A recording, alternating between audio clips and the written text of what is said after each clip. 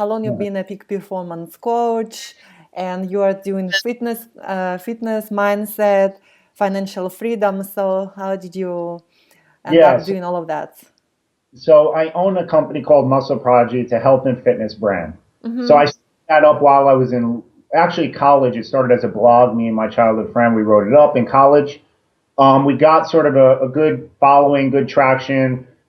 We belonged to a gym that was a bodybuilding gym. It's called Bev Francis Powerhouse Gym. He's basically the guy that is the IFBB judge. So he's like the guy for all the bodybuilders and whatnot. So everyone goes, pays a visit to his gym. So we grew up in this bodybuilding community.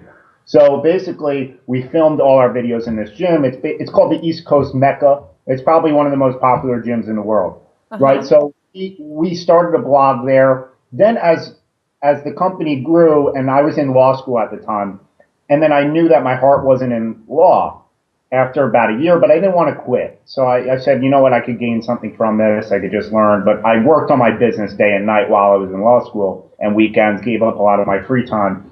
So I took it to the next level sort of while I was in law school, and I started doing motivational speeches while to promote the actual products, right? Mm-hmm. It got a huge following. Some videos got like 10 million views. This is going back a few years ago. Mm-hmm. So I said, okay, there's obviously a niche here. People are starving for this kind of content. So Yeah. that's when I started coming out with more and more speeches. And then I made sort of a pact with my fans to do a video a day. So as I was helping people with their fitness, and I understood that the strategy of it was had very little to do with them actually sticking to it, right?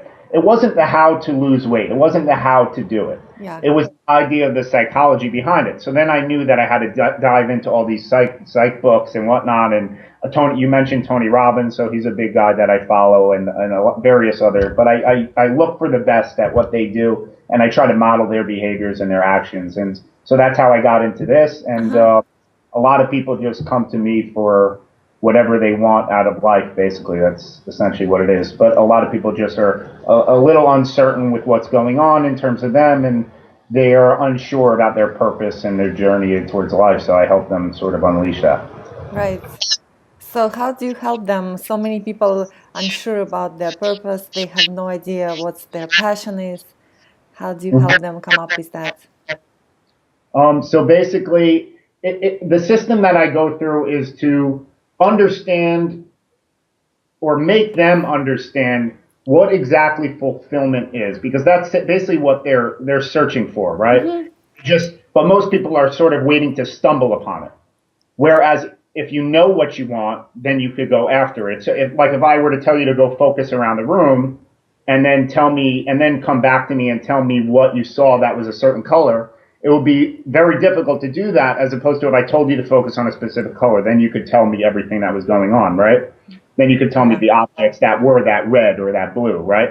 But most people are waiting to stumble upon happiness. So that's why you get people who are very successful in terms of the external, the material world, but they feel a void inside.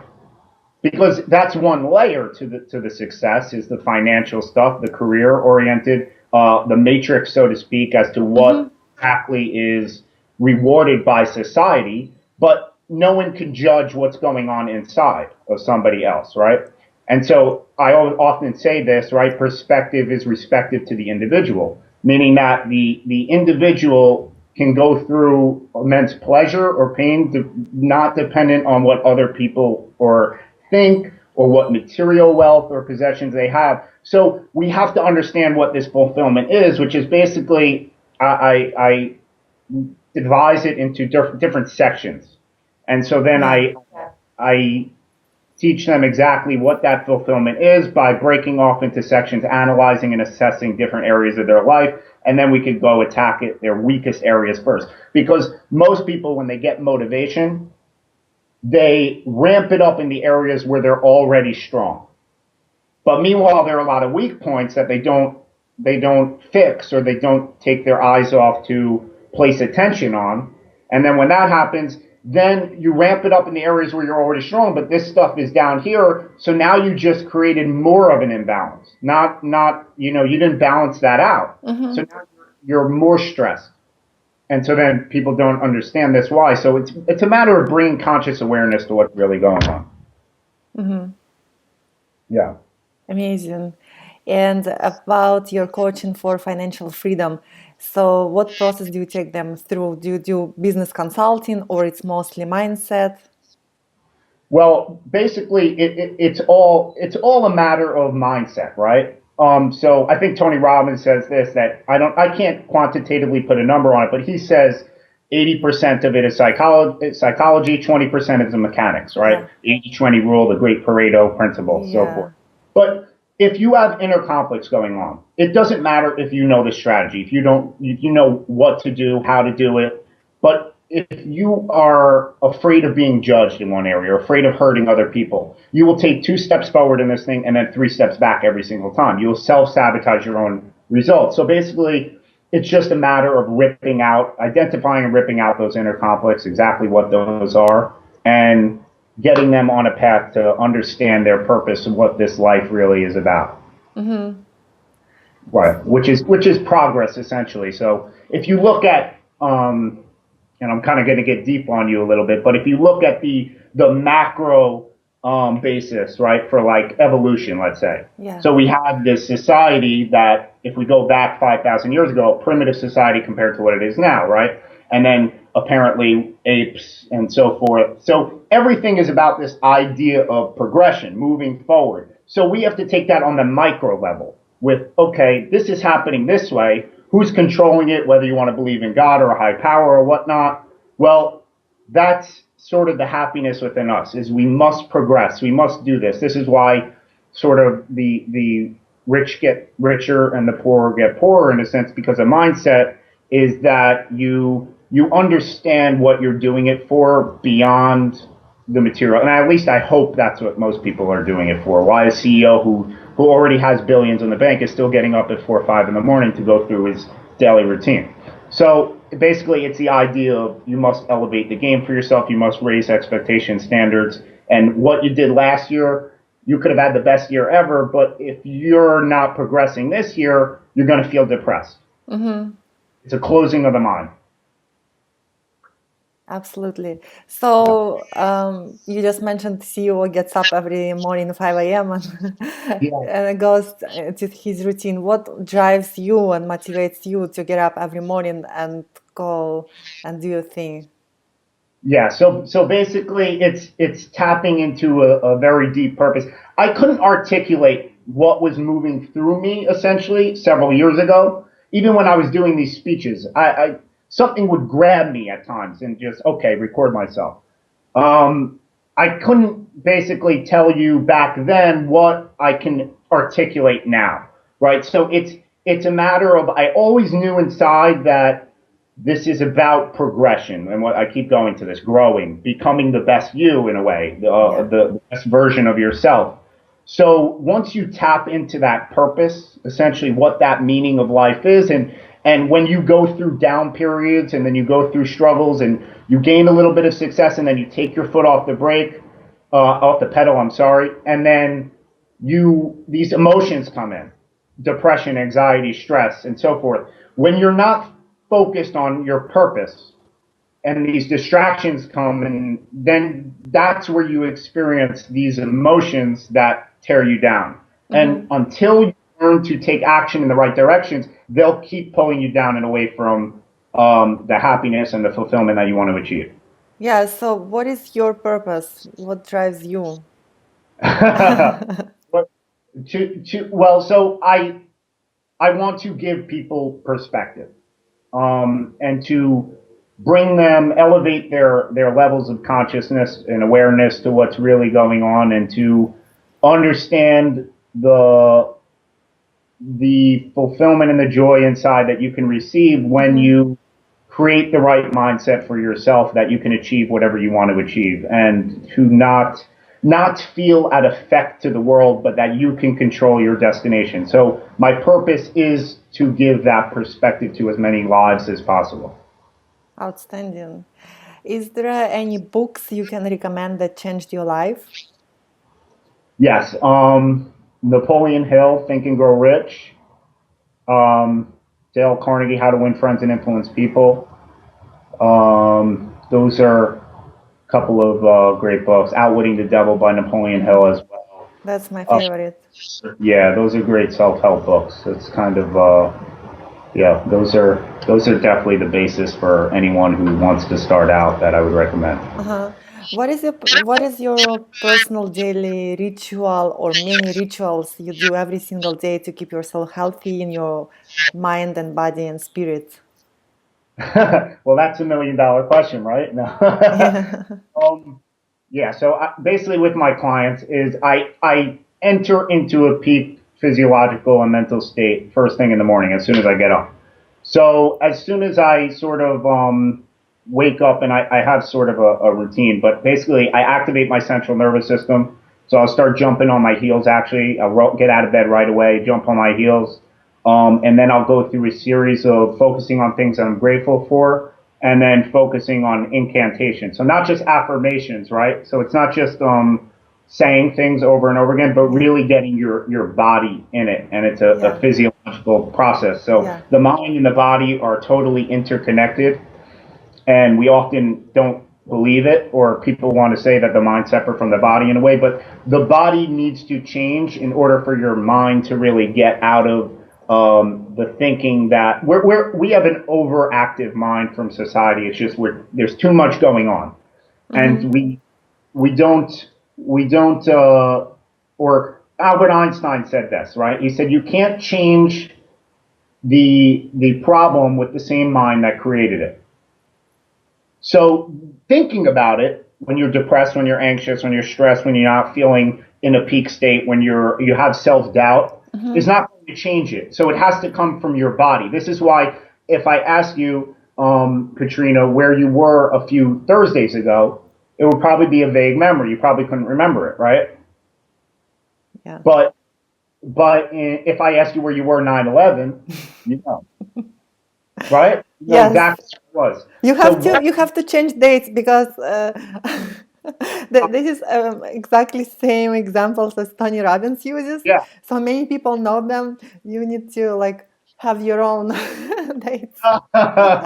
You listen to that from Tony Robbins. Well, yeah, I know. I told you that that's a guy that I follow all the time. Yeah, So yeah, me too. I've done like over stuff, and 15 of everybody really his live events. So but it's true. What he's saying is profound, right? yes. That there's intense emotion there. So we need to change our physiology. So I go through a routine where it's incantations, not just affirmations, right? Yeah. And then I go work out first thing in the morning because motion, right? And he said this as well. Motion creates emotion, which creates purpose, which then leads to victory, right? So the more active I am, I feel differently. The more purpose I tap into, it's better to have that purpose live through you throughout the entire day, right? Yes. So I work out first thing in the morning. Then I go through a series of learning, reading. Then I go through a series of planning, Hmm. planning my day out. See, a lot of people have long-term plans, long-term visions of, for instance, 5-year business plans, right? And that's all great, except I'll show you my business plan that I created when I first was, because I went to business school and so forth. And I started out with this whole process. Okay, you got to write a business plan. My business looks nothing like it did back when I was planning it out. Yeah. And if I stayed true to that, I would have missed all the opportunities. The landscape is so dynamic, especially in this environment, this time period, Hmm. that we can't fully grasp everything that's coming onto our door if we're sticking to a plan and have this tunnel vision. So the planning actually needs to take place, a mini planning every single day. Hmm. Like Tyson said, a quote. He says, "Everyone's got a plan until they get punched in the mouth." Right. So you have to be able to readjust on the fly. Absolutely. Right. So that's sort of the morning ritual that I get into to get into a peak state. Wonderful. Um, so do you have any night rituals? So you go to bed with gratitude or you read? What's your night rituals? My nightly ritual, yeah. So basically, it's just my downtime um, to unwind my brain. But I'm pretty good at being able to fall asleep, just because I reserve my bedroom just for sleeping quarters. So it's not meant for anything else. So I condition my mind, okay, when I go in my bedroom, it's time to go to sleep. I don't have a TV playing. I don't even read books while in bed. It's just, that's my bed. Go to Uh-huh. sleep. Are you a member of 5 a.m. club, or how many hours do you sleep? Oh, so yeah, so I get up very early. It basically I try to get 5, 6 hours a night. I don't I don't really set alarms, and I don't set a particular time that I wake up every single morning, Mm-hmm. because I keep some flexibility, and I don't want to be one of those people that says, okay, I have to go to bed if something more important is coming up, Mm-hmm. because sometimes you got to just flow with it and run with it. Wonderful. In your opinion, Jared, what is the biggest difference between average person mindset and world-class mindset? So the biggest difference between average and world class is to, well, here's the thing, right? It's obviously a hunger, a drive to just keep going, because everyone's going to fail. I don't care who you are. It's about it's about an emotional toughness, Mm-hmm. to keep going when you fail. Whether you want to call that naive, which for me it was in the beginning, it was a sort of an ignorance to what was really going on. I didn't have even conscious awareness of thinking through all the steps. I just got up and went up again, right? But everyone's going to fail. It's just a matter of tapping through something deep enough, a deep enough why, if you will, that you're better than the moments or the circumstances, and that's really Mm-hmm. what it is. Amazing. What is your biggest passion in life?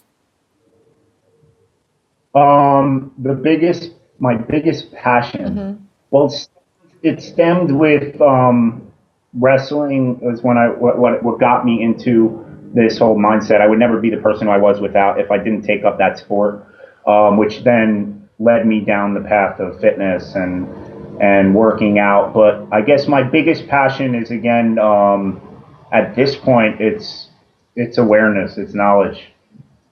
Mm-hmm. Do you have a coach right now? You work with somebody on your mindset, on your business? Yeah. I have several mentors, Mm-hmm. and you need that to get feedback and to gain um, what you think is going on subjectively is not really what's going on, and it's important to ground yourself, level yourself through other people's sort of interpretations of what's going on. But you need multiple. You can't just Yeah, rely on one. You need multiple. absolutely. So what is success to you? Okay, success or fulfillment, different, right? So Yeah. for, I guess, external success, or internal success. I guess I don't know which one you want me to give you. Whatever success is to you, be happy or be wealthy or all of that, be healthy. What is So success to you? finance, finances are important, obviously. It's I think, what's his name, Ty Lopez, right? He calls them freedom units. Mm-hmm. It's essentially what they are, right? Mm-hmm. They give you more choices. They give you more alternatives. Yeah. But to get caught up in a tunnel vision of more, that you're in this game of significance that never ends, keeping up with the Joneses, and so you can achieve all that material stuff in the world, but you need to understand it's a part, and it's a big part, but it's a part of the total fulfillment, right? Success. So there's other aspects, because you could be really wealthy, but if you're not healthy, then what? So it's a big game, and so you got to be pretty well balanced in it. Mm-hmm. Okay, well, nice. So, do you have any personal story that was something tragical happened and lately you find out it was a blessing in disguise and it changed your life? Wait, I'm sorry. Say that again. A Do you personal story. yeah, do you have a personal story like something happened to you and you thought it was terrible, but apparently it was a blessing in disguise and it's changed your life? Okay, something that I thought was terrible at the time that then turned into a blessing. Um, I'm trying to think. of something recent. I mean, I've been through a lot of stuff. So I'll tell you, I guess a lot of people, I'm trying to relate to your viewers. A lot of people go through, I guess when I was younger, right? I was diagnosed with like ADHD. Um, so I was again put a label on who I was, and I formed to an identity, ADHD, that I had trouble focusing. I had to get called down every day, basically, to the nurse's office during lunch. Take your medicine. I was on Adderall, Ritalin, Concerta, Uh-huh. getting made fun of by kids. I was one of the smallest kids in my class, so I was picked on. I was bullied. So I've been through a lot when I was younger. With every sort of down period in your life, Napoleon Hill said this, right? Comes an equal and opposite reaction or seed of success. Yeah. So when you're put down, when you fail, basically it's like taking, if I took like a tennis ball, right? And I drop it on the floor as opposed to slam it on the floor, what's going to have a harder reaction? What's going to go higher? So When you the more slam it, yeah. well, the more success you will have. It's physics. It's a universal law. Yeah. So what seems like right is tearing you down is really a lesson, that a valuable one if you choose to see it that way. Mm-hmm. Great. What was the best advice you have ever received? The best advice I've ever received. Ralph Waldo Emerson. You personally, or the best advice that I took? Everyone is your superior. That you can learn from anybody. Mm-hmm. So that you, Beautiful. so the idea is, and this is one of my mentors, right? So this feeds off of something else, that a um, curiosity, right? They would lead you to believe killed the cat. Right? My mentor would say, no, it actually created the lion. Mm-hmm. So we could take that. Amazing. Is there anything else you would like to add that might relate to the readers? Okay, so tell me about your exact demographic. Entrepreneurs, startups, people that want to break through and follow their goals and dreams. Okay. So for entrepreneurs, basically the best advice that I would give is to really find out why you're doing it, to create a compelling vision for yourself of getting pulled towards something as opposed to you pushing yourself to action every day. So let's say that you achieve today everything that you want that's in your mind right now. And so most people, when they have that, let's say that they have a certain number in mind. So then, okay, now you have all the wealth and Mm-hmm. whatnot. What would your day be like when you have all that? And so when you have a clear vision of what that is, then you understand what you're doing it for and why, if that makes sense. It does. Yeah. So because you're going to wake up that day and then you're going to be you. What are you going to do with your time then? So what can you do then that you can't do now? Or that, right? So you got to understand your why behind why you're doing all of this. Mm-hmm. Well, amazing. Thank you, Jared. And if there is anything else to add, you're welcome, or we've got enough of great information. Yeah, I guess, let me know if you want to ask a specific question, but I think we got enough stuff. I was rambling for a little No, bit. no, So, it was great. I have like 50 questions. It's just gonna take a few hours. oh, really? I mean, you could fire away a couple more if you want, but it's okay. Oh, okay, sure. So, Material, it's up to you. anything else left for you to achieve? Anything left for me to achieve? Oh, yeah. I haven't even scratched the surface yet. So it's, I Hmm. guess it's a constant hunger. And I guess that's a gift in a sense. I don't think anybody understands that in a way. But it's something that you can transfer to other people. When you have that immediate desire that you're sort of born with, I guess, that not everybody has that mindset. So if you are super hungry and passionate and even emotional about certain things that go on in your life, transfer that energy to as many people as you can because they need it. Jared, you also mentioned you went to law school and business school. What is your opinion on traditional college education? Wait, say that last part again. What is your opinion on traditional college education? I think that's okay. So obviously, education period is important. Hold on one second. Um, okay, so yes, education is obviously super important, as you already heard me speak. Traditional college education, it's obviously been inflated. The price, the cost of it. That you can learn if you pick up books. However, we want some accountability, right? So the degree was there to say, okay, you actually did this stuff. We can't just take your word that you actually read the material, right? You need to go through some school to call yourself a doctor, right? We Yeah. want, as customers, we want that check, right? Mm-hmm. But the problem is that the prices have gone from here to here to here, keep escalating every single year. A lot of that is fueled by grants, loans, that have okay, so the tuition, not many people are actually paying this. The government is paying this, or loans are paying this. Then we could just keep raising the price, and then a lot of people are left holding the bag in a sense that actually do have to fork over that money. So it's gotten exorbitant. It's gotten out of control. I would say at this point the benefit cost, you really have to look at that and analyze yourself. But if you think a college degree is going to land you a job at this point, it's not. But I guess that's just an eye opener that we all have to just be more resourceful with who we are to find opportunities, regardless if you have a degree or don't have a degree. Fantastic. Well, thanks so much for your time. I really